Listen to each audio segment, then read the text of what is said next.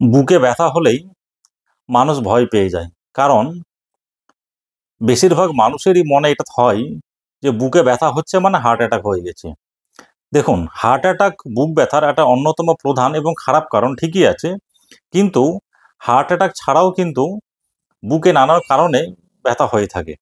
সেগুলো আজকে আমরা একটা একটা করে জেনে নেব যে কী কারণে ব্যথা হয়। তাহলে একটা হচ্ছে হার্ট অ্যাটাক। হার্ট অ্যাটাকের ব্যথাগুলো সাধারণত বুকের বাঁদিকে হয়, যেহেতু হার্টটা বুকের বাঁদিকে থাকে। আমি একটা পেশেন্ট পেয়েছিলাম, তার ব্যথাটা ছিল বুকের ডান দিকে। সেটা দেখে ক্লিনিক্যালি হার্ট অ্যাটাক মনে হয়নি, কিন্তু ইসিজি করার পর দেখা গেল যে সেটা সত্যি সত্যি হার্ট অ্যাটাক ছিল। সেই জন্য বুকে ব্যথা হলে একটা আমরা ইসিজি করে নিই এবং এক্স রে করে দেখে নিই।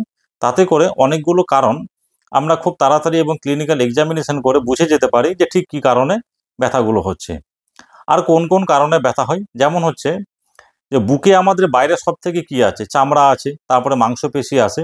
তাহলে এমনিতেই যে কোনো কারণেই শরীরে যেমন ব্যথা হয়, ঠিক সে একই রকমভাবে বুকের ওই জায়গাটার মাংসপেশির ব্যথা বা চামড়াতে কোনো কারণে ব্যথা হতে পারে। তারপরে বুকের হাড় বা পাঁজরগুলো থাকে, পাঁজরে বা হাড়ে কোনো কারণে ব্যথা হতে পারে, কোনো ট্রমা হয়েছে, কোনো আঘাত লেগেছে তার জন্য ব্যথা হতে পারে। আর অনেক সময় বুকের যে পাঁজরগুলো রয়েছে সামনের দিকে স্টারনামের সঙ্গে যুক্ত হওয়ার সময় ওখানে কিছু তরুণ আস্থি থাকে, সেগুলোতে কখনো ইনফ্লামেশন প্রদাহ হয়ে যায়, প্রচণ্ড ব্যথা হয়, সেটাকে বলা হয় কস্টোকন্ড্রাইটিস। বুকে ব্যথা যে কোনো একটা ভেগ কারণে হতে পারে, যে পেশেন্ট হয়তো অ্যাংজাইটিতে ভুগছে, তার সাইকোসোমাটিক পেন হচ্ছে, মানে হচ্ছে যে তার ফাংশনাল পেন হচ্ছে, অর্থাৎ কোনো কারণ নেই বা কোনো অসুখ হয়নি, কিন্তু এমনিতে একটা ভেগ একটা বুকে ব্যথা হচ্ছে। অনেক সময় কি হয় যে ধরুন বুকের কোনো একটা নির্দিষ্ট জায়গাতে চিকেন পক্স হয়, চিকেন পক্সের লিশানগুলো বার হওয়ার আগে সেখানে প্রচণ্ড রকমের নিউরোপ্যাথিক পেন হয় এবং সে ব্যথাগুলো দেখে অনেক সময় মনে হয় যে হার্ট অ্যাটাকের ব্যথা বোধহয় হচ্ছে, কিন্তু পরে দেখা গেল যে চিকেন পক্স বার হলো এবং সে ব্যথাটা কিন্তু চিকেন পক্সের জন্যই নিউরোপ্যাথিক পেন ছিল।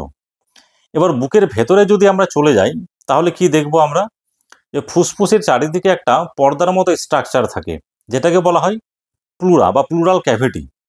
সেইখানে অনেক সময় ইনফ্লামেশন বা প্রদাহ হয়, যেটাকে বলি আমরা প্লুরাইটিস। সেই প্লুরাইটিস থেকে বা প্লুরাইটিক চেস্ট পেন হয়, সেটা বিভিন্ন কারণে হতে পারে। ঠিক একই রকমভাবে হার্টের চারিদিকে একটা ক্যাভিটির মতো স্ট্রাকচার থাকে, যেটাকে বলি আমরা পেরিকার্ডিয়াম।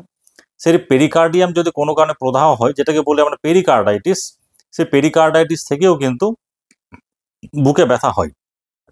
এরপরে চলে যায় হার্ট আছে আমাদের। হার্টের কিছু কিছু ভালভের সমস্যা আছে, বিশেষ করে অ্যাওর্টিক স্টেনোসিস, এবং অনেক সময় হার্টের মাসেলে ইনফ্লামেশন বা প্রদাহ হয়, যেটাকে বলি আমরা মায়োকার্ডাইটিস। এই সমস্ত কারণেও কিন্তু বুকে ব্যথা হয়। অনেক সময় কি হয় যে ফুসফুসের চারিদিকে যেটা বললাম যে প্লুরাল ক্যাভিটি থাকে, সেইখানে হঠাৎ করে বাতাস ঢুকে যায়, যেটাকে বলি আমরা নিউমোথোরাক্স, এবং সেই সময় কিন্তু পেশেন্ট প্রচণ্ড ব্যথা নিয়ে বা বুকে ব্যথা নিয়ে আমাদের কাছে আসে। সেটা বাঁদিকেও হতে পারে, ডান দিকেও হতে পারে। আমরা সামান্য কিছু ক্লিনিক্যাল এক্সামিনেশন এবং এক্স রে করে খুব তাড়াতাড়ি অন দ্য স্পট ডায়াগনোসিস করতে পারি যে পেশেন্টের নিউমোথোরাক্স হয়েছে। তাহলে বুঝতেই পারছেন যে বুকে ব্যথা নির্দিষ্ট একটা কোনো কারণে হয় না, বিভিন্ন রকম কারণ থাকে। আমাদের ফিজিশিয়ানদের কাজই হচ্ছে সে কারণগুলো খুঁজে বার করা, সে কারণগুলো খুঁজে বার করে সে কারণ যে যে কারণে ব্যথাগুলো হয় সে কারণগুলোর আমরা ট্রিটমেন্ট করে থাকি। অনেক সময় এটাও হয় যে কোনো মানুষ ধরুন খুব অ্যাংজাইটি দুশ্চিন্তায় ভুগছে বা হাইপার থাইরয়েডিজম হয়ে গেছে, সেক্ষেত্রে কি হয়, হার্ট রেটটা অনেক বেশি বেড়ে যায়, এবং হার্ট রেটটা অনেক বেশি বেড়ে গেলে সে ট্যাকিকার্ডিয়া ইনডিউসড একটা চেস্ট পেন বা বুকে ব্যথা হয়। তো সেটাও আমাদের দেখতে হয়, হার্ট রেট বেশি থাকলে হার্ট রেট কন্ট্রোল করতে হয়। তাহলে এখানে আমি কিছু বললাম, আরও কিছু কারণ আছে যেগুলো কারণে বুকে ব্যথা হয়। সুতরাং বুকে ব্যথা হলেই ভাববেন না যে হার্ট অ্যাটাক হয়ে গেছে। ডাক্তারের সঙ্গে পরামর্শ করুন, কনসাল্ট করুন।